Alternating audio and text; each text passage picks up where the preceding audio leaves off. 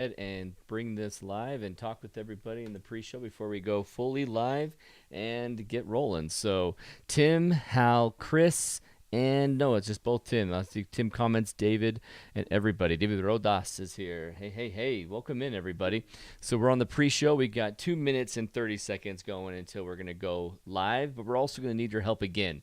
Jay, I think he has that copy and pasted now. The hello from the sunny Bahamas with I got an actual flamingo, a palm tree, a shell, and a flamingo emoji just to really rib me wrong that I'm cold, been cold. I slept up at Dead Horse Point last night, hanging out, looking for the comet, just for those 9 minutes of gap where, oh, my alarm's going off. Nope, we're live, we're good. So the gap that happens with the moon setting on you finally, and then before Astro Twilight begins, I was hoping to get that comet last night. I did technically capture it, but it's not an image I enjoy whatsoever. Hey, Earl's here, Sharon's here, Dan Gallander's here.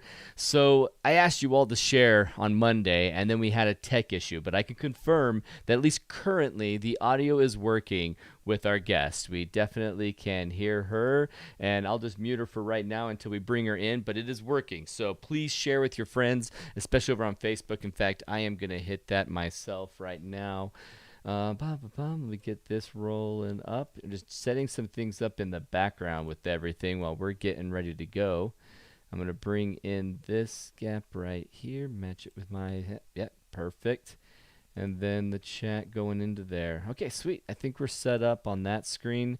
Now the final screen, the one that I keep showing Alan Wallace's stuff, I'm going to finally show off Jess Santos' image again and say thanks for watching that way. I think that'll be much more fun than it has been seeing Alan Wallace's every week. But unfortunately, I kept looking for that graphic. You know how it is when you have a Photoshop file that you've worked a template for and you just wanted to work off the template and didn't want to think? Well, I finally just had to create a new one.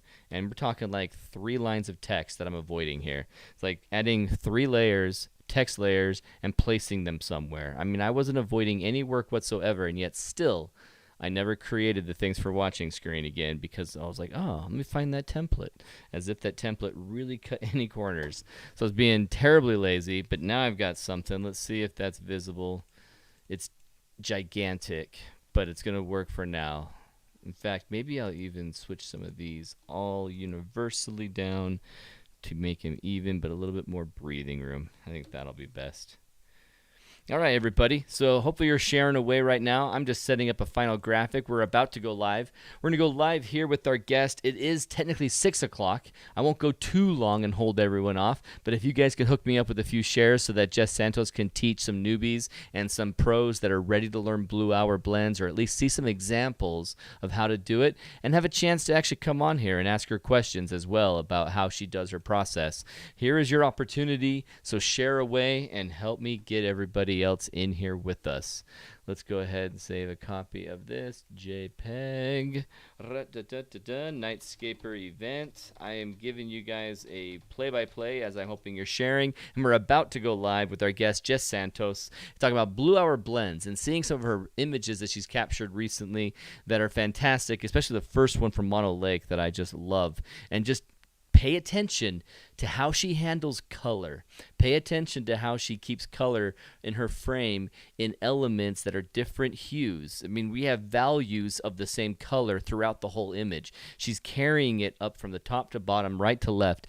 And it's not just a color that is common or popular in her image, but she actually carries it all throughout the image. So when she has a black, that black is actually black plus this color in many cases. So pay attention to that, and if you start doing stuff like that in a stylized image as well as Jess Santos does, you're going to have a brilliant portfolio that when people see it, they'll recognize it immediately. So we're going to learn a lot from Jess Best tonight. I'm going with her Instagram name. Miss Jess Best is her Instagram. If you haven't already followed it, go to Instagram, go find Miss Jess Best, and then subscribe to her, follow her. Let's get her numbers up even higher tonight.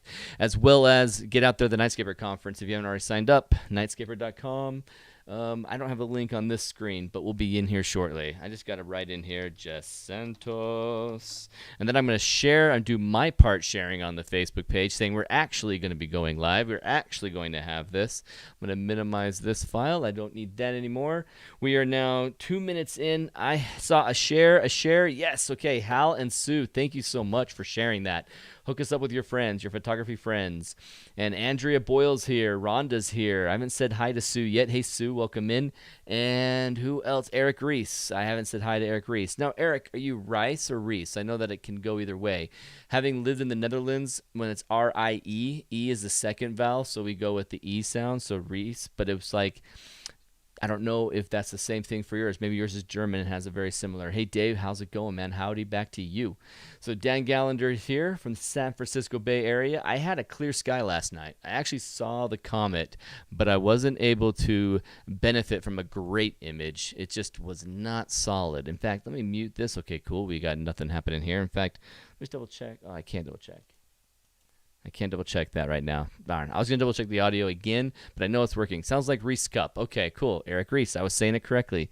Awesome. Hitting the share button right now. I'm going to copy this, go over to my Facebook, and I'm going to post right away my Facebook, and then we're going to go live. So it's going to be live here by 6:05. We're going to get started with another Nightscaper pre-event and hanging out together, learning more, and getting excited to get out there in May and join our friends and all the photographers that you have made friends with throughout the years, other astrophotographers, friends you've made getting out there on adventures, as well as maybe last year's Nightscaper event. Maybe you met them last year and you're excited to get out there with them again. All right, post. Oh, I'm not actually active as Photog Adventures. Let me change into Photog Adventures so I can post. I want to make sure I hit the share and get it out there. So anyone else get a good share out there for me? John Marilot's here. Hey, welcome in, man. Stoked to have John with us. We're going to be hanging out again in Escalante this year. I can't wait. So come join me and Jess Santos to talk blue hour blends within your Milky Way photography. Quick, easy post. And now the link, and boom. All right. Oh, yeah, I should also say live right now. Live, all caps, right now over on YouTube. All right, I hope you guys have helped us out to share all these links with anyone that you know as a photographer, a friend who'd want to join us right now and learn. Andrea Boyle shared again. Awesome. Thank you so much. Okay, let's ignore this triple zero over here. This it's triple zeros, 000 pairs, I guess. And let's get rolling and join our live stream right now. All right, welcome in, everybody. We are on another Nightscaper pre-event, and tonight we'll be hanging out with the fantastic artist, the fantastic Milky Way photographer, Jess Santos. And let me bring her in right now and pray to the audio gods of live YouTube that you shall hear her. And here we go. Jess, are you there? I'm here. Can you hear me this time? Yes, I can hear you, and it looks like they can hear you. Oh, I'm so happy. And Mo's here. Sweet. Awesome. Welcome in. So, Jess, what we were talking about last Monday, you were very kind to come back on Thursday. I believe the opening question was simply about Blue Hour blends, and I'm going to change it to this. When you started doing Milky Way photography, how quickly did you change to being, I only like Milky Way photography if I've done a Blue Hour blend? I would say about a year. A year. A year. I was doing single shots and light painting for like 6 months, and then I switched over to doing stacked images but light painting the foreground, so stacking a whole image but it was light painted. And then I tried a Blue Hour blend on some trip. I think we were in Cathedral Gorge. I think that's in Nevada, close to Utah. Cool. And I was like, waiting for Milky Way. I think I'll try this Blue Hour thing. And so I photographed the Blue Hour and then I blended it with a single shot because that's the only good Milky Way I had at the time that would fit. And I was like, okay, I like this. Never going back. Instantly, you just liked I won't even lead the witness. Instantly, what did you love?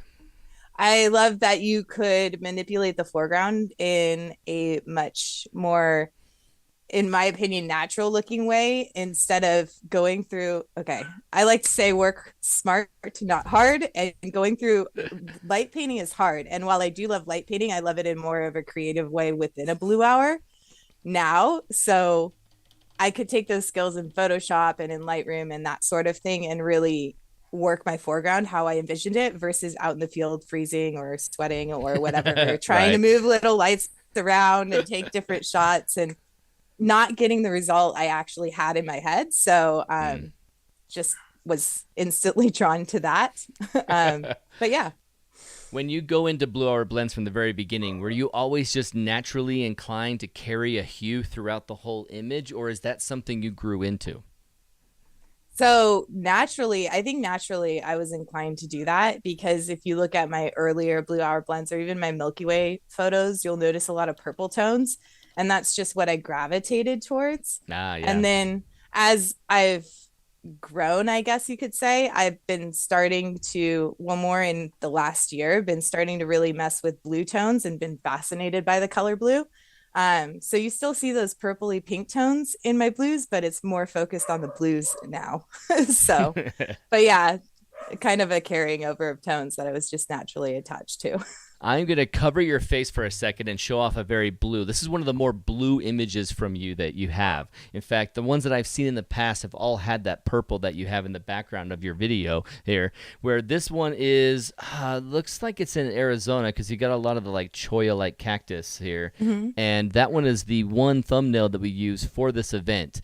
That one's crazy blue. Is there something that is there a step or two in your process where as you're evaluating your foreground plus your sky where you define the color that will be your color theme throughout the image? It's more so that the foreground just kind of dictates that. And working with like cholla cactuses, for example, really lends themselves a lot more to blue tones rather than those pink purpley tones because you can get a like muddled green going on. And Mm. so I lean more towards the blues with anything that has a lot of green in it. But if I was photographing like red rocks or something like that, that where there's not a lot of green in there, then I'll focus more on making those rocks look like red rocks in blue hour, which sometimes gets tricky because then they go purple because red plus blue equals purple. So, it's just really what the foreground dictates. And then also the sky. So, for example, I don't know what image you're looking at because I can't see it, but It's I know the I let's is see. it Maybe what I could do. Oh, you won't be visible. Here's something I do typically, and I want you to go through it. So I'm going to try it right now. Let's just go for okay. it. I'm going to share with you my screen number one, so that you can see the one that we are showing Perfect. everybody. You become Okay. small, but I can make sure everyone sees you and appreciates you in that position in that room, and I can move it just all everyone bear with me as I move everything live, but now she can see the image that you're seeing, and I will turn off the extra live image that I have on here, and we'll just go from there. So this is the image. Yeah. So do you what were you wanting to know So specifically about it as you were looking at it? So this one in particular, I thought it was this image is I took this pano out at that location. It's not like a true blue hour blend, obviously, because it's a pano where my tripod was in the same spot. However, I took this out at that location and there was a super like a lot of air glow that night, which is what you get that green color in the sky. Yeah. And so I really used that color in the sky and brought it to the foreground to make it more like cohesive in terms of connecting the sky and the foreground together. So again, you have a lot of cholla and these cholla have a lot of green in them under those nice soft spikes. So like if I were to go purple with this, it would just look unnatural in my opinion Mm, in the foreground. I'd rather bring out those blue cyan green tones, which I don't do a lot, as you said. So like yeah. it's this particular one, it's just because that air glow was so pronounced in the sky that night. So Right on. I'm going to keep this up for now as we continue some of the newbie Blue Hour Blend questions that I'm going to hit up for everybody. And reminder for everyone in the chat, as you're writing, if you have any questions you'd like me to ask Jess, and maybe even interject with the question instead of just hold on to it for live Q&A, hit me up with an all caps. If you don't hit me with an all cap sentence, I might miss it over here in the chat. So help me out by writing your questions in all caps. All right, so here's some of the beginner Blue Hour questions. So when you think about Blue Hour, there's a technical few minutes that is the Blue Hour that PhotoPills will even inform us. Blue Hour begins, and then it ends once basically nautical twilight begins. So then what is your time frame for your Blue Hour? So generally speaking, and this is very general because it depends on what you're photographing also, Okay. is 40 minutes before sunrise or 40 minutes after sunrise. And I Interesting. also like when you're very, very starting out, I like to use F11, ISO 100, 30 seconds. And then when either, depending on if you look at your metering or your histogram, when that reads 0 and your light is good, that's when you shoot Blue Hour. Now, of course, that'll change if you're shooting something that's moving. So like flowers or there's some wind or trees or Yeah. something like that, that will really make you have to push up like really close to sunrise or sunset when you're shooting Blue Hour. But just starting out, as a general rule of thumb, if you use those settings and just wait for the light to be right, you should be pretty golden. Or Okay. blue. Blue, I guess. Golden is something I always use as a term. Like, you're golden, everybody. You're golden. Yeah. So when you're talking You be about, blue. but you're saying that there are some use cases where you'll change that 40-minute rule. Can you give us some examples? Wildflowers, even if there's no wind, wildflowers move somehow, spirits walking through, whatever you want to say. Trees are another thing, is especially if there's a lot of leaves on them. If you have a really, really complicated focus stack like this one in particular, there's a lot of intersecting pieces, so it takes a lot more images to get that focus from front to back. So I might start a little bit earlier than that to make sure that I don't lose the light by the time I get to the end. Those are just a couple examples. So when you're talking Also, about those examples, though, it sounds like you're saying that because you're going to change your shutter from being 30 seconds, waiting until 40 minutes is going to be too dark. Does that mean you capture earlier in the night? When would you capture, by example, on a moving flower because the ghosts keep coming in there and messing with you? So like flowers, for example, as soon as there is no direct light from the sun, I like to call it fake blue hour, although we coined the term in our last workshops magenta hour. Is that you and Joshua Snow when you say we? Yeah. We were calling it fake blue. Well, I was calling it fake blue hour. He hated that. And so we started calling it ironic magenta hour. Oh, nice. Magenta hour blends. Yeah. And I can say that like me and him, I don't know recently, but like a lot of the times we will shoot magenta hour because it's just quicker and we get done and we can go back to camp and stuff like that. Work smart, not hard, be comfortable, have fun in the environment. I so love your attitude like that. I am such a photographer like you. I get out there with my workshops and they're like waiting for like the third hour of clicking the same image and I'm like, oh gosh, are we not done yet? Like if I was here, I'd be done 17 minutes in and I'd be like ready for a time lapse and I'm gonna go sit in my car and warm up. But like my workshop is like, we're gonna go for the 4th hour, boys. Let's do this. Yeah, and I'm like, it's that new excitement, energy, and once you've been doing it for years, you're like, okay, I got my shot. Let's go. Let's go. Like have some soup and hang out. So what were you gonna say there? I interrupted you. Yeah, go ahead. But yeah, so we've coined it magenta hour now recently. But basically, when you have no direct light on your foreground, and that includes usually the mountains in the very back, because they're the last to get the light. Right. So in this case, in this particular image, this is a tricky one because, well, this was actually shot at sunrise blue hour, I believe. Don't quote me on that. But so that the choya, whole things, I could go on tangents, but so that the choya would be backlit versus lit from behind me. So anyways, if I were to shoot this at sunset blue hour, those rocks in front of me would glow red for a very, very long time, even after there's no direct light on them. So you have to take these things into account. So you're thinking through from the shooting in the field to how it's going to edit. And I know that really, really red rocks are very difficult to edit into blue hour in terms of color. And especially since my foreground is already in shade and my foreground is going to be a completely different color. And you might say, oh, yeah, it's a couple of masks, but red in blue hour is very, very tricky to maneuver. So basically, to answer your question the long way, when there's no direct light on your foreground, or if you have a cloudy day, you can shoot blue hours. Interesting. So even if it's Magenta just like hours. even if it's just like the shadow of a big hill or a big mountain that's casting on your subject, you can use that for your magenta hour blend. Yeah. So again, you don't want any direct light on there. Okay. When I go into my editing in Nightscaper, I use an image that I took and I actually shot with direct light on it, and transferred it from golden hour to blue hour. And I'll show you guys how to do that, like at actual Nightscaper. But Yes. but you can also use those too. But your best results are going to be at the 40 minutes after sunset or 40 minutes before sunrise. Just the lighting and everything is generally better for this type of work.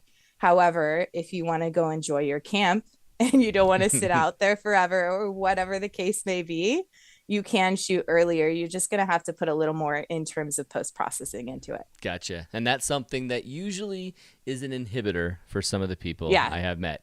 So I have a few questions from the audience. I'm going to hit you up with a joke first because Michael Hollander, I like his comment. He says, I love Michael.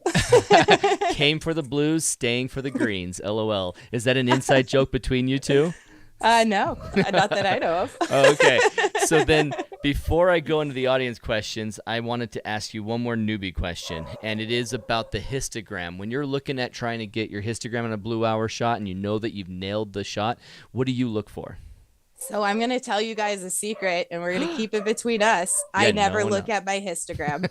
However, to answer your question, you just don't want the black part touching or the white part touching. So I usually underexpose and get the little hump over to the left side if you were looking at a histogram. But a secret is I don't look at my histogram ever. I always use my metering, but that takes practice and like training your eye to see that and knowing Gotcha. how you're going to edit it in post. And I'm sorry if you hear my dog barking. No worries. He's crazy right now. It's way better than Mary Beth's parrot. Her parrot was going crazy last week, so no worries at all. But her parrot's awesome. So then I'm thinking about someone who might be worried about their capture and thinking, I'm going to blend this with the night sky. Should I underexpose intentionally, and that's why you put the hump off to the left? Yeah, I just underexpose because I take it that way naturally, but you can expose it right in the middle. You can No harm. overexpose a little bit if you want to, but I find that like you're going to take it down in post processing. So I always like to get everything right in camera as much as I can before I take it. That'll make your post processing journey way, way easier. Right But on. again, that's not a hard fast rule. You just don't want to either blow out your highlights or lose detail in your shadows. So that's just really what you're watching out for with your histogram. Okay, awesome. So now let's go into some of the audience questions that have come through. And I am going to start with Tim Farmer's question. He says, Jess, do you ever use the moon for blue light? I love moonlight in an astro mix when I can. Do you ever use it? I don't usually. However, when I am light painting, I love moonlight for some reason. Like it just really, really helps. So, like I don't specifically seek it out often unless I have a specific type of shot in mind. For example, dunes in moonlight, choya, Joshua trees, those kind of things are really beautiful in the moonlight, but I don't particularly seek it out. So yeah, to Okay. answer that question. Sweet. But it is a Awesome. really good tool if you're just getting started or you want to experiment a little bit more. Moonlight does tend to change your color in your images a lot differently than blue hour looks. So even moonlight during blue hour, like it changes the color. So just keep that in mind. Gotcha. Awesome. Andrea Boyle says, does Jess use an Astro modded camera? No, I don't. I had a camera that I was going to get modded, but apparently you can't mod an A7R2. Oh, really? Bummer. Or so I've been told. Sorry, R3. Oh, the So R3? I sold it. Yeah. Dang. So I sold it. Will you go ahead and find a body that you can do it, or are you just not in a hurry for it? I'm not in a hurry for it. Like I don't they're really cool. And for shooting Orion, like if I shot Orion a ton, then for sure. Right. But um, I just don't have the need for it currently. Yeah, totally understand. Awesome. Okay. I So wouldn't send it away though. absolutely not. And that winter Milky Way is brilliant with it. You have Yeah. to have it. So everyone, I'm going to go ahead and pull in some images from Jessica where she has 3 images she's going to share. We're going to talk about how she comes up with how she works with them, some tips on that, as well as encouraging you to go for the full lesson. So in the audience, how many of you are going to be at the May Nightscaper conference? Hit me up with that while I switch this image over here to this mono lake image right here. And it's taking up our screen and it looks freaking fantastic. Oh my gosh. Okay. So hit me up in the chat. I know it's been like 20-second delay, but Jess, take us through this image. What should we be appreciating about the process, how you captured, what you love about it, maybe even what you could have done better? Is there anything in here that stands out as you wish you would have done different? So I wanted to show this image because it's a combination of a bunch of different techniques put into one image. It's like all the things. So it's a blue hour blend, it's a focal length blend, and then the Milky Way is stacked. So you have a couple different things going on.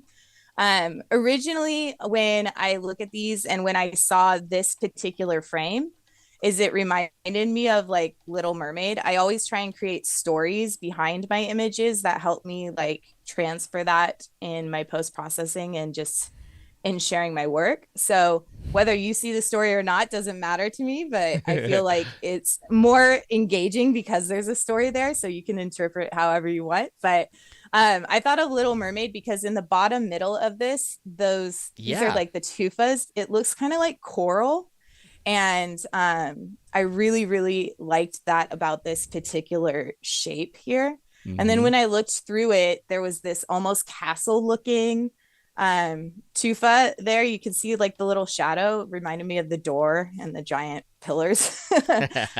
But if I were to shoot this frame at 12 millimeters, which I did, that anything in the center of your image when you shoot really wide angle is going to be diminished. It's going to be made smaller, whereas stuff on the outer corners, especially the short edges, are going to be like expanded and look like they're coming at you. So I chose to do this as a focal length blend. So the castle part I was talking about was shot at 24 millimeters. Is this the castle, the Yeah. centerpiece? Okay. Yeah. And then the frame was shot at 12 millimeters. Oh, I love that. And now this is where you can think about your post processing and how to shoot for the edit. I could have easily stood where I was standing and zoomed in and gotten that. But because I wanted a little bit of extra space to work with, I just put my camera on the other side of this tufa. So this frame tufa, I moved my camera and zoomed in. I didn't move it forward or anything like that, just on literally on the other side of the tufa because it just makes it easier when I'm blending it. So if I wanted to leave my camera in the same place, I totally could have.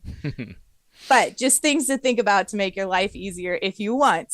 Um, and so then these ripples in the sand are actually mostly footprints that have been like just wind blown a little bit. Oh, they look Because amazing for that. yeah, so this area, like there are a gajillion footprints and you just can't get around it. So when I saw that they were kind of leading at an angle from this vantage point, leading at an angle. So you see the coral in the front and then the ridges of the sand leading towards what I call the castle. You kind of get this play through the image and then it leads out with the Milky Way. That's So fantastically thought through. Is that something you saw on site that you just yeah, knew I had to do? Okay, well yeah, for seen. sure. For sure. So first I come up with the story, right? And then how can I enhance that story? And obviously doing this as a focal length blend to bring that, I'm just going to keep calling it the castle to bring it forward in the frame and not so tiny. And Yeah. then using the sand ripples to lead up to it and then the Milky Way to lead out of it. Does that make sense? So Yes, it does. story first, then your compositional tools like texture, leading line, color, et cetera, et cetera. So So yeah, those footprints worked out great because they really are footprints. And I had to clean up a couple like shoe indentations, but other than Nice. that, so yeah, so we did the focal length. It's also a focus stack because I was so close to this frame. So I focus stacked both the castle part and the frame part. They were about like 2 or 3 images each. I stacked those separately in a program I use called Helicon Focus, but you can use Photoshop for that as well. And then I composited them together in Photoshop. And And then that's, that Helicon focus is basically your focus stack tool. yes, Okay. yes. So if you do a lot of, it's not necessary, but if you do a lot of focus stacking, which I do, almost everything I do is focus stacked, it just really handles much better than Photoshop. You don't have to do as much tweaking on the resulted image. And I find specifically with textures in the desert, well, there's two things that it handles better is textures in the desert. So um, this kind of has a little bit more separation from the elements, but if you're thinking about like Alabama Hills, for example, where it's just a flat rock leading off, that texture can get mistaken for being in focus or out of focus in Photoshop, whereas Helicon Focus just handles that much better. Oh, really? That's really Mm-hmm. good to know. Yeah, it's same with sand. Sand, again, that kind of like fine texture things. And then Hmm. also wildflowers or grasses or stuff like that, where you have a lot of intersecting objects, it just handles it much better. So I prefer to use that. But again, it's not necessary. You can do the same thing in Photoshop. You just might have to do a little more tweaking in the end result. But yeah, Yeah. so it just depends on your need or your uses for it and how much you use it. So we've got a question in the chat, and we've got some mad props to you that I have to read out loud, even though everyone's been reading the text themselves. For those of you just listening, you've got to hear the mad props for her awesome image. And I want everyone to take a second and appreciate the effort and work that goes into this. Remember when I described Jess Santos? Jess Santos, I repeated the description on Monday's performance, but that ended up ending after 15 minutes. And tonight I didn't take the time to reread my description of her. And I'm going to take a second right now and I'm going to reread how I respect and love and admire Jess's talent. And I'm just going to do it. I know you're like embarrassed now. I should probably turn your camera off while I'm going to go and start like glowing praise, smothering you with praise. But As listen I to turn all red. well, it's good. It fits you with your magenta hour blends. So let's go into the description. Of course, YouTube has now moved everything, and it's going to take me a sec to get underneath here. And the description is hidden underneath what? What do you do with YouTube? Where are you going to put it? Here we go. Okay. Jess Bess is one of my favorite Milky Way photography artists. Now, look at this image, everybody, as I say what I'm talking about here. I emphasize that designation artist because of her command of the color theory, design, and sense of style. Remember what she was describing, what she did to get into this image, the stuff about the focal blend, where she had different focal lengths for the subject in the center versus the window framing that is the entire image right here at the foreground. All of this is well planned, well designed, and incredibly, she does it on the spot. She's not just spraying and praying and hope that something can come together later in Photoshop. She actually has a very clever design in mind on location that she works for and builds for. And I understand that maybe some of you right now are thinking, I'm already having a tough enough time with some basic Photoshop principles and some basic composition principles. The idea of planning out this is intimidating. But when you look at what happens in the outcome, you get comments like this. You get beautiful, love this. Andrew Boyle just says, wow, and ... Tim Farmer, love the shot. Mono Lake is a great location. And then here comes the praise. Ashira says, I think this is my #1 most favorite Astro shot ever.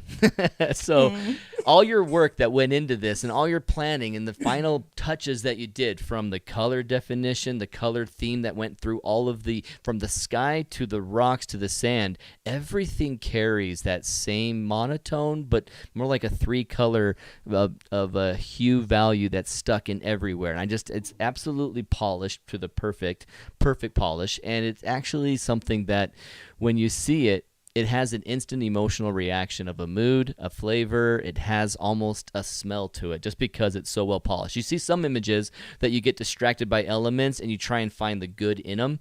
An image like this, Jess, is one that is polished from corner to corner and there's absolutely no distractions whatsoever, just awe. And it's fantastic. So I also want to point out, everybody who just said that you're coming to the Nightscaper conference, how many of you, and you're going to have to do this in person now, do it in front of her, are going to be going to Jessica's presentation to learn how she does the post-processing? Let us know in the chat. I'm curious who will be there, and anyone who has any questions about the process and what you do, if you have any intimidation or maybe just some encouragement needed, hit us up with questions. Now, here's the big question came from Faster. He was curious about a lens choice, and now I know we always get these kind of questions. You may have never used this lens, but if you have, what do you think about the Sony 20mm 1.8G lens? Have you used it? So the Sony 20mm is my favorite lens for shooting the night sky. So I've been doing a lot of more composites where I shoot the foreground and then I shoot the sky from my car because I enjoy that experience better than sitting there and waiting. But I will always pop on my 20mm as much as I humanly can. I absolutely love that lens for the night sky in particular. For me, for foregrounds, it doesn't work as much, although I have used it again as often as I possibly can. But the 12 is just like my dream lens because I love a lot of wide angle stuff and I love the functionality of being able to zoom in again, as you see with this shot. But again, cannot give enough praise for the 20mm for night skies in particular. Wow, Faster, you hit it perfectly on a lens, that choice. There's been a lot of people, everyone's saying, those who are going to the Nightscaper conference here in May are saying that I am going to be there. I'm definitely going to go. This photo fascinates me. Very cool, says Sue Wilson. I need to check Helicon out. Tim Farmer's excited about the tool you recommended. And then Kathy says, it makes me want to visit California. Kathy, have you never been to Mono Lake yet? I'm surprised. You got to go. You got to go. Yeah. And I won't say the next thing I was going to say. I'll tell Kathy in private. So Chris asks, where was the sky taken? Was it the same location that you were with this castle and the window from Little Mermaid? So the sky was it was taken in the Eastern Sierras, but we were camping out at a spot that night. So I can't remember if it was taken that night from the parking lot of Mono Lake or if it was taken an hour or so south of this location. But it was taken in the Eastern Sierras on either this day or the day before. So I do want to talk about something about the sky in particular, though. Yeah, please. I think it's this one. If you zoom in on the sky, if you're able to, you can see those little points on the stars. Oh, yeah. Loving that. So I didn't do that in Photoshop. That's actually a filter I use that I've just been using the last year. It's a Koken and it's like Star Effects. This is the 4 one, but it comes in 2, 4, and 8. And I really enjoy it for not every image because it doesn't apply to every image. But since we have this kind of fairy tale theme going on with this image in particular, it's a really cool way to get in camera these star points. And I used it. I think I used my 20mm for this sky, in fact, actually. Oh, okay. That 20mm is so famous now. Yeah. But any like lens that can do a filter on it, the 12 to 24 obviously can't do that without specific things. This can't do a screw-in filter. So, but yeah, highly recommend if you're wanting to try something new or whatnot. But I wanted to point that out. Again. Say that filter again. What was it? It's a Star Effect, I believe it's called, and it's by Koken. And it's just a screw-in filter. Okay. And so it comes in different numbers. This one in particular is the 4 because it has 4 points. I think there's a 2-point, a 4-point, and an 8-point. But it also has a very slight glow to it as well. So if anyone's ever used the like Tiffin double fog or something like that, right? It's not as foggy as that, but it has a very slight glow to it, which I think helps the effect. I also add star glow in my images, so you can see a couple of them are added, but your attention to polish is impressive. I love it. I mean, as I have zoomed in just to show everyone the stars, I mean, take note of the perfectness of her like edges. We're talking like edges that no one sees unless they zoom in, and they're still perfect. I mean, you You never leave Photoshop, right? It takes you about 17 days and then you're done with an image. No, it actually doesn't take that long. I can't emphasize enough getting it right in the field, to really taking that time Mm. to just focus on one composition, one piece of art that you want to make, and getting it right in the field, because like this image probably took me a total of maybe 2 hours to edit. So I understand that I've been doing it for a long time, so it might take some a little longer while they're learning the process, but that's the importance of getting it right in the field. If I had gotten the color wrong, or the composition wrong or something like that, I would have spent a lot more Yeah. time really defining and refining that image. So Right on. right in field, from the white balance to the settings to the tools you use, like everything you can get right in field, do that. And that, everybody, is going to come with experience, doing it Yeah, often yeah. and going through the process over and over again. So I asked about your class to see who's coming to the Nightscaper conference. So if you guys are coming to the Nightscaper conference in May, and if you aren't, the link is right below me, nightscaper.com. Make sure you sign up and you can join us. Because, even people like Tim Farmer has really been inspired by my gushing over your imagery, to the point that he says, I'm going to blow off Aaron's class and go to Jess's. What? I'm losing following because I'm gushing over your image so much. I think they're recorded. Oh, no, don't say that.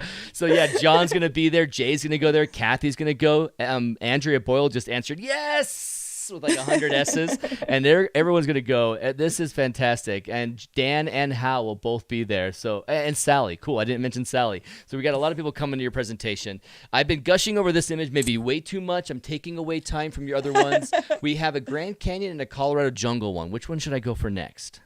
Let's go with the jungle one, because Okay. that's kind of along the same lines as this. Before I pull it up, a question from Tim. Do you use a custom white balance? Yes. So I cannot stress enough, and I'll talk about this again at Nightscaper, so you'll hear it over and over again. Set your white balance in the field as much as you possibly can. Find one that you like. If you are a Sony user, for my blue hours, I like what's called fluorescent daylight +2, and it's where you find like shade, daylight, all that. It's in the Sony camera. And then for my skies, I like what's called cool white, and it has a 0 in parentheses.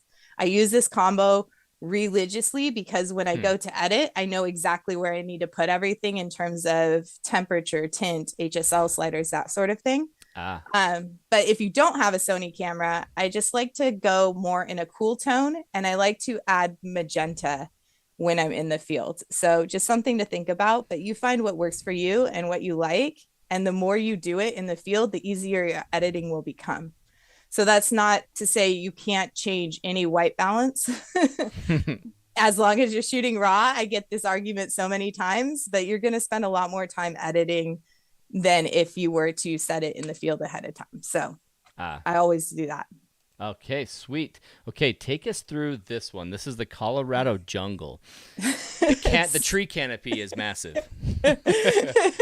So I told you that I like to come up with stories, and I will be honest, these like fields were full of wildflowers, all sorts of different colors, shapes, whatever combos.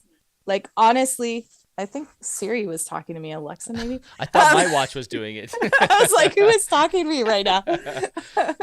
But like all sorts of different wildflowers. And of course, I am drawn to this leafy jungle looking plant in the front of this photo. Reason being is it reminded me of Jurassic Park. And if you were at Nightscaper, the last Nightscaper that we had, I think it was 2 years ago, I talked about composition and storytelling. And what the heck? And Alexa, order cat food. it's even on my headphones. Oh, okay, good.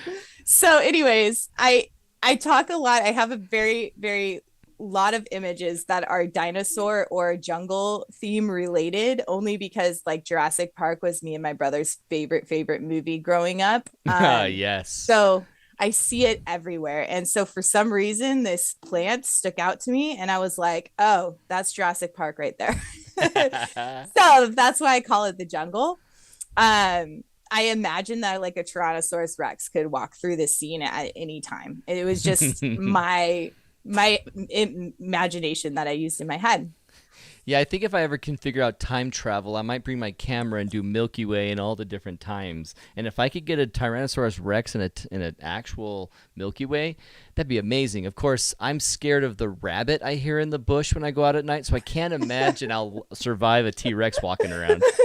You're just supposed to stand still. If you learned anything from Jurassic Park, And they put my can't see hand you out. if you don't move. If I'm Chris Pratt, I just got to do this, and he'll obey. It's cool. It's cool.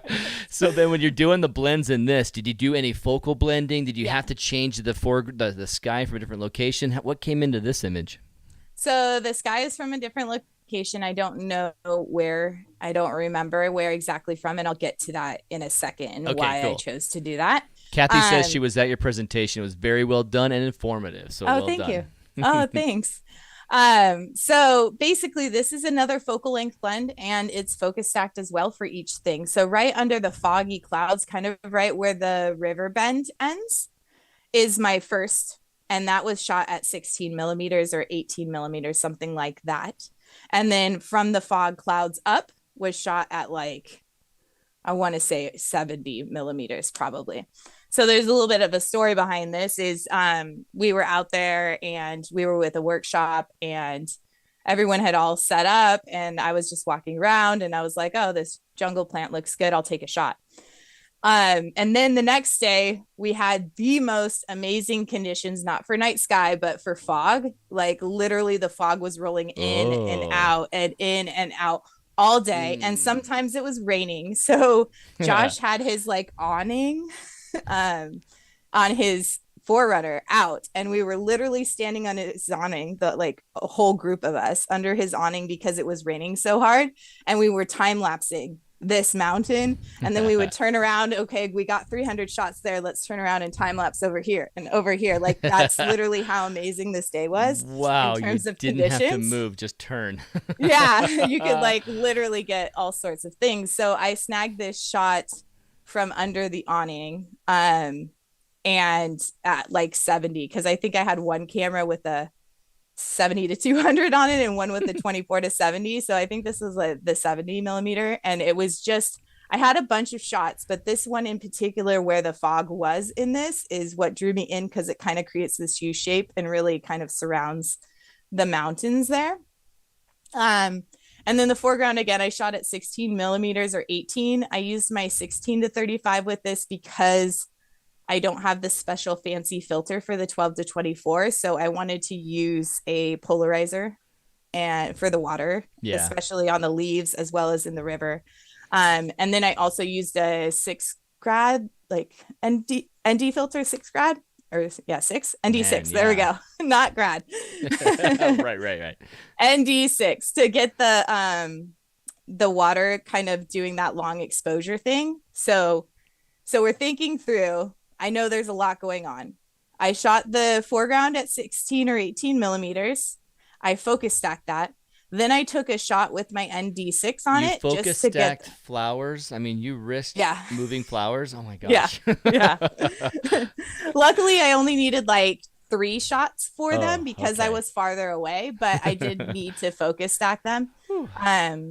Yeah, you can see there's probably a little bit of blurry flowers down in the right hand corner, possibly. Maybe. I doubt it. Maybe. It looks awesome.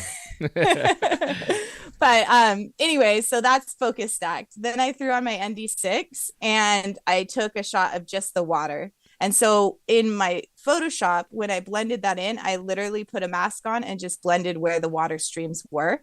So it's my focus stacked image underneath, and the white is from the longer exposure. Oh man. And then and then the background again was shot, the mountains and the fog was shot at something like 70 or somewhere there around. I can't exactly remember. I think probably everything's on my Instagram, like all the settings I use.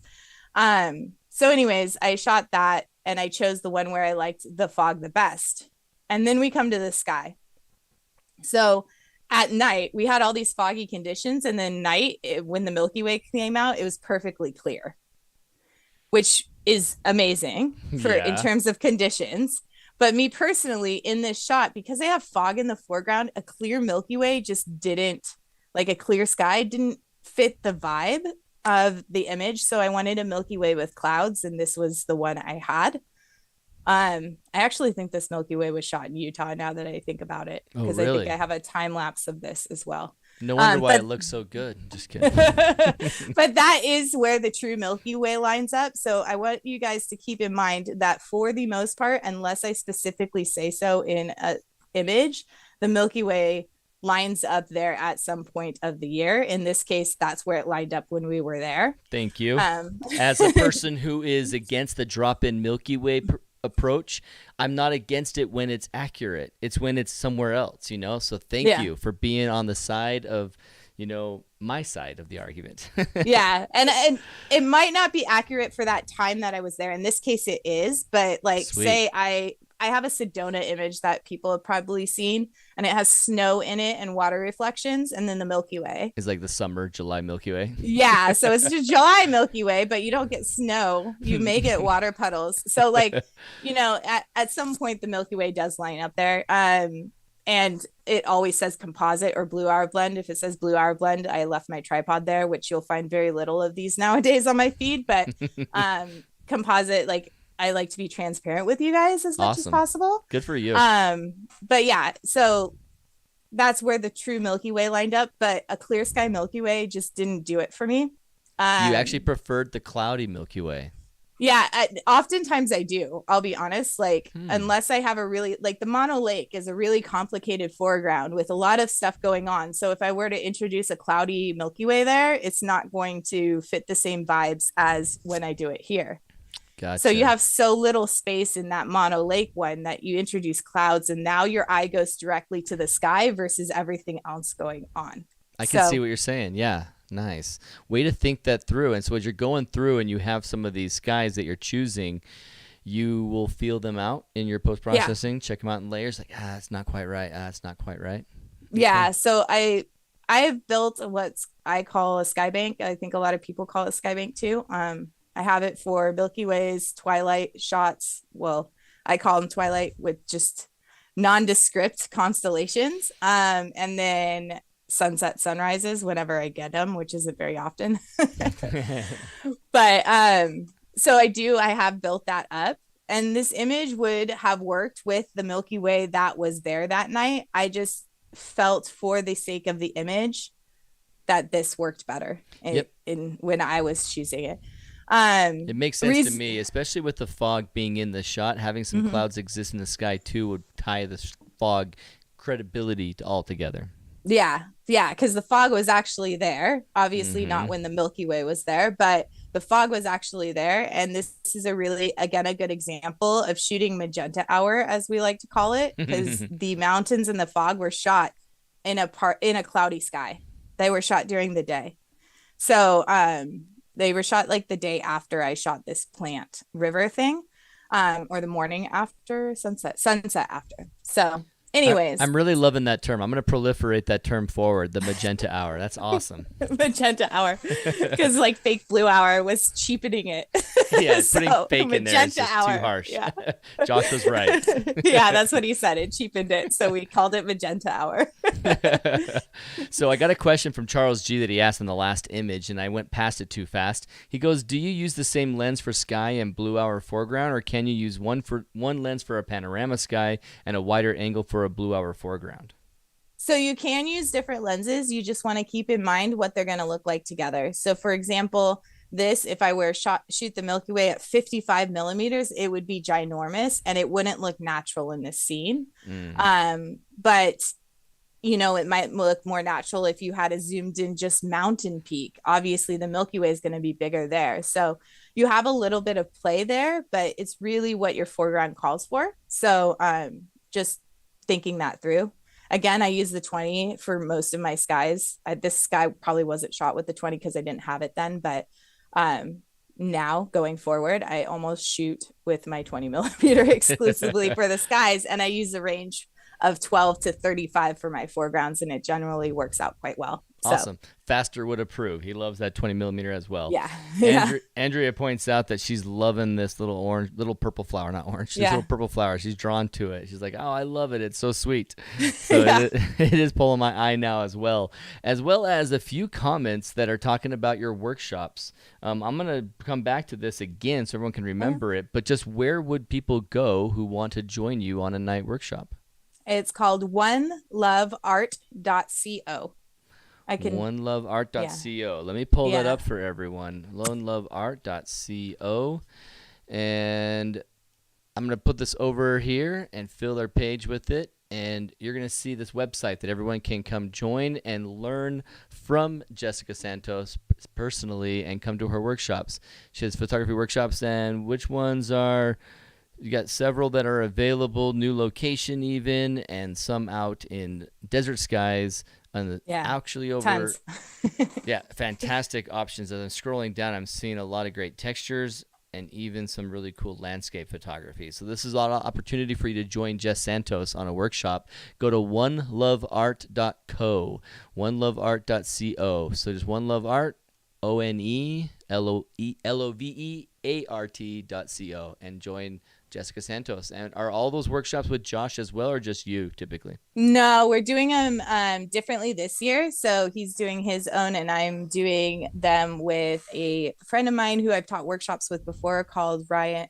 His name is Ryan Oswald. And then we have some overlanding workshops where we use overlanding rigs. And I have another friend, Michael Simmons, who's joining us on those because he is like the number one overlanding guy that I know. Oh, right on. Cool. Yeah. So check out the website, everybody. Get out there to it. All right. For our final image, we are going to the Grand Canyon, and I saw that image on your workshops page, and I'm excited to talk about how you put this together. So this one, again, you see a cloudy Milky Way sky, and there's another story behind this one. I'll start with the story first, is that I imagined this was a sleeping dragon. And you see these rocks in the foreground, this edge. I imagine that you're like peering over these rocks, watching this sleeping dragon. You don't want to wake him, but it's so cool that you're watching it. And then the clouds in the sky are like he went and flew and burned some stuff or whatever. And this lingering smoke is this whole story that I created in my head in terms of this image. So I felt that it was really, really important to create this like viewer feel with this rock shelf in the foreground. And I do that a lot in other images, especially when they're like canyons or far off things in the distance. Just creating this idea that you're sitting there and actually looking at this, like putting you in the photo, is the idea behind it. It also is a really good tool to cover up things that you don't want included. That maybe, so example, around this dragon, we'll call him. Mm-hmm. There's just a lot of dead space around there at the bottom, so like below his face. So I could use those rocks to cover up that and really draw your eye to the dragon versus everything else going on around him. Nicely done. So yeah, so this is it's a composite as well, but I believe the sky was shot around that time. I can't remember. And there it is, the sky with clouds again that you're favoring. Yeah. That's quite interesting. I know that Mary Beth Kaczynski said even last week that she's favoring clouds in her sky. And that's like the opposite of what typically myself and other guys are thinking. Like, oh, we got to get rid of the clouds. Clear sky, clear sky.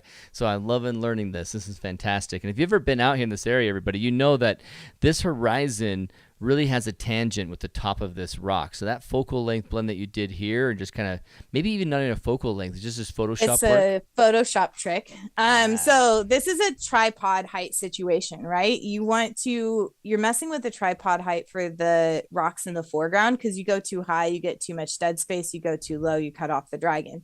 So you're looking at that, but you're also looking at the horizon line. And of course, since it's really far away, it's hard to accomplish. But I went with my tripod height so I could get that hump as close to the horizon line or even as slightly above it as possible. So that means going lower rather than higher.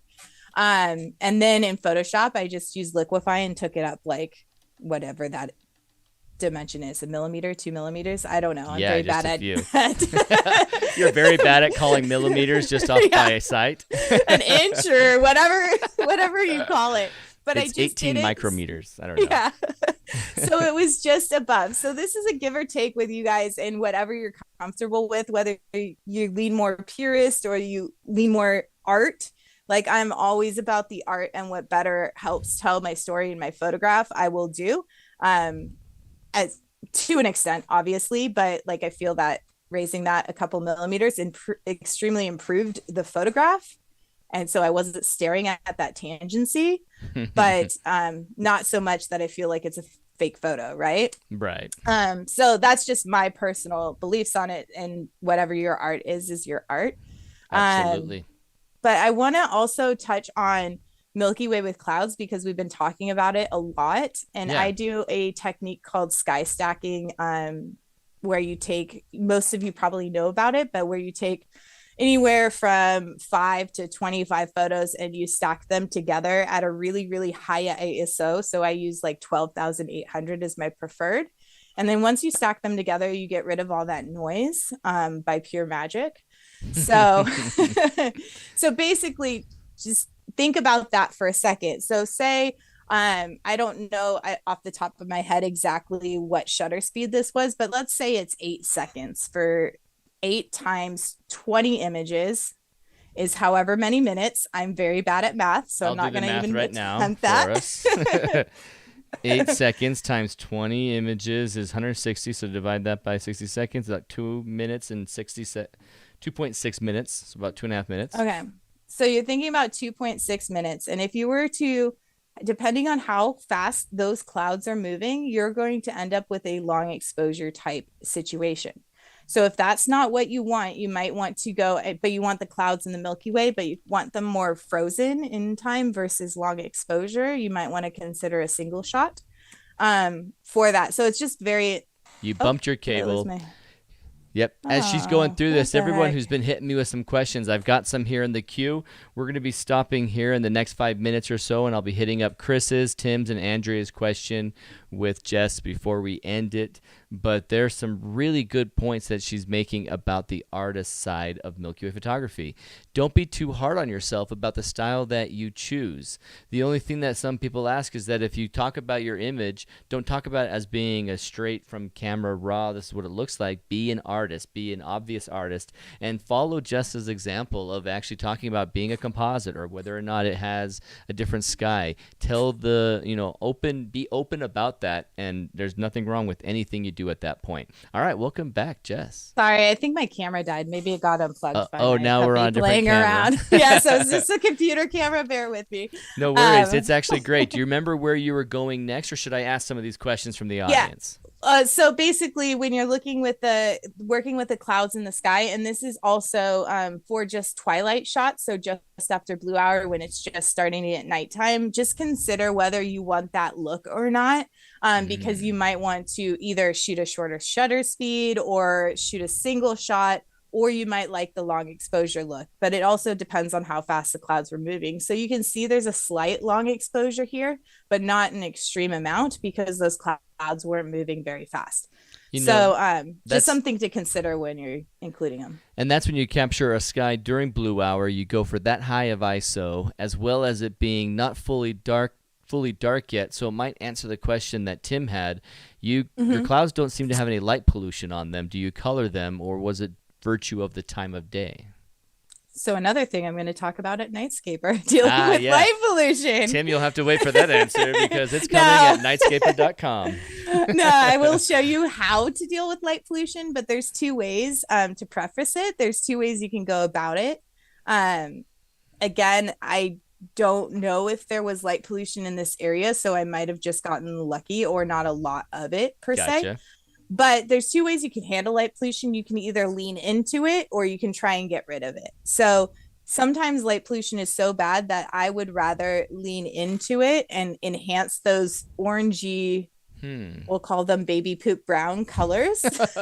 Yes. And make them more of a warm pink sunset color look. And you can really lean into that. I have I'm going to share it when we go to Nightscaper, but there's an image, a sailing stone image that I just had really, really poor light pollution. And it was actually a blue hour blend. Hmm. And so I actually leaned into it. In this case, if there was any light pollution, I wanted to keep with this monotone blue color scheme and not introduce the reds or the pinks. Yeah. So I would have gotten rid of it. And there's a couple different ways that I'll show you guys how to, but creating a radial gradient and using dehaze, actually adding dehaze, desaturating, adding blue within that, whether you're in Lightroom or Photoshop, is a really great tool. But I'll deep dive into that in Nightscaper. But radial Okay. gradient in Lightroom, dehaze, add, desaturate, and add blue. Sweet. That's the easiest way to go about it, but there's a lot more in there. So everybody, those are the key highlight points. Yes. But if you want context and you want examples, make sure you sign up down below at nightscaper.com and come listen to the full presentation. Or you could do what Earl did and get the replays and sign in from the distance and join us that way. So I'm going to end with I'm going to end tonight with Chris's question, but let's just real quick. Andrew is wondering on this shot, was the moon on the far right on this image? No, it wasn't. I actually added that glow. So with this particular shot, I shot this in magenta hour. Reason being is I wanted more light on that ridge. So there is a glow that's coming in the foreground from the sun. So like on the right. This glow you added, but then you're getting the highlights over here from a sun that is up or set? Just on the horizon. Just on the horizon. Or had just dropped below the horizon. But this is where I'm talking about directional light. I do have direct light from the sun in the shot, but I used it in a way that it looks more blue hour to add dimension.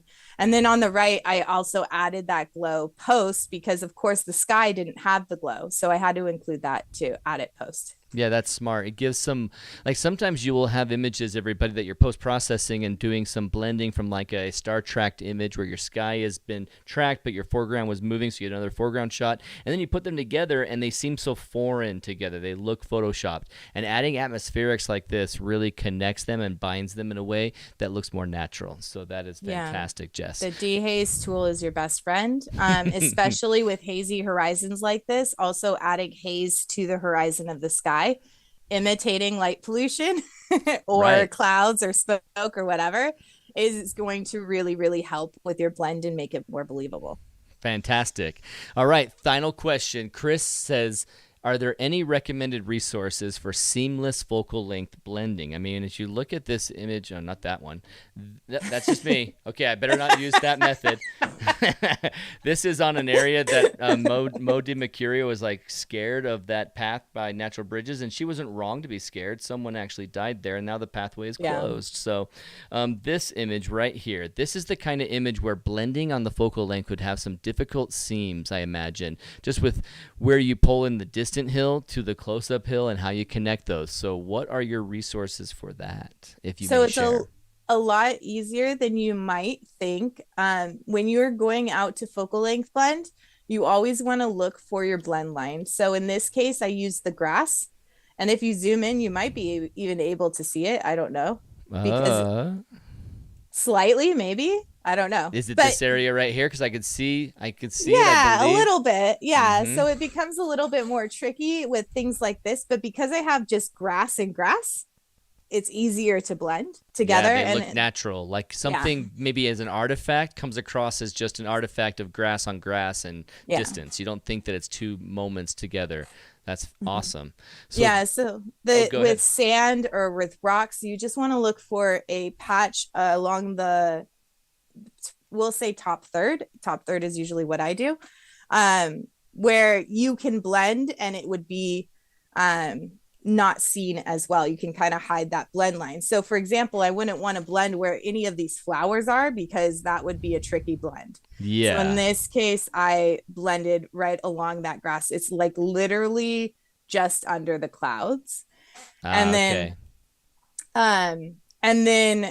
I kept that at my top third when I'm shooting it in the frame. That's where my blend line is. So then when I go to shoot my mountains, I will keep where I want that blend line to be again with my mountains at my top third. So this blend line just under the fog is at my top third on my rule of thirds on the back of my camera, I so see. that I ensure I have enough room for my sky, especially in a vertical image. In a horizontal image, you can kind of just make it a square if you wanted, to add more sky room. But in a vertical image, you just kind of want to keep that blend line in the same spot on both of your images to ensure that it's going to be easier in post processing. So I hope that helps. It's kind of a advanced technique, and so it's hard to explain over Zoom And without it's one of showing you those things. actual images and all that stuff and putting them together, because I Another think it would plug make for the more sense. Nightscaper conference right there. Everyone needs to be there.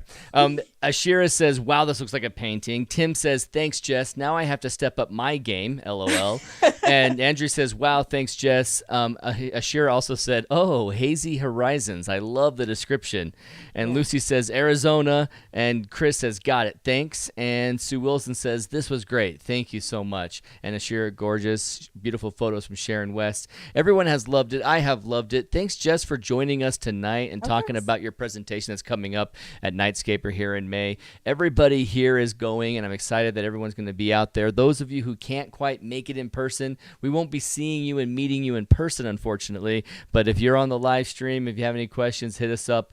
And if anyone wants to actually find you and check more of your work out, is oneloveart.co the best place to find you, or where else should they go? Yeah, that or Instagram. And then if you guys like have questions, please feel free to shoot me a message, either email, Instagram, whatever. I'm always happy to help as much as I can. Explaining through text. So, but I'm always happy to help and give critiques or whatever you need. I'm an open book. So Awesome. You're very really reach generous. out. Thank you again for coming on a retry of this presentation since the tech fought us last Monday, but Yeah. so stoked that you could make it today. Thank you again so much. Thank you, everybody. I hope everybody has a great night. You enjoy the rest of your week, and you start planning that flight and that hotel that you're going to need in Kanab when you're out Yeah. there at the Nightscaper conference. So, Jess, thank you so much. Thank you, everybody, Thank and we you. will see you next Monday with Eric Kuna for the next Nightscaper pre-event. All right, guys, have a good one. See everybody.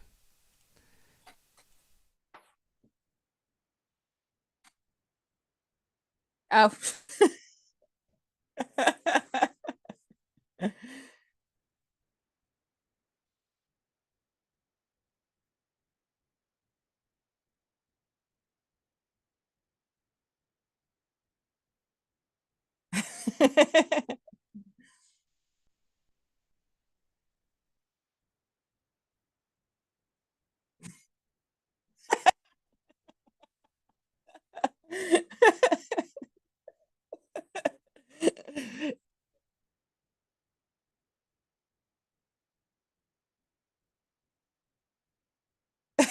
I'm so glad that you do all this techie YouTube live stuff, because I would fail, crash, and burn.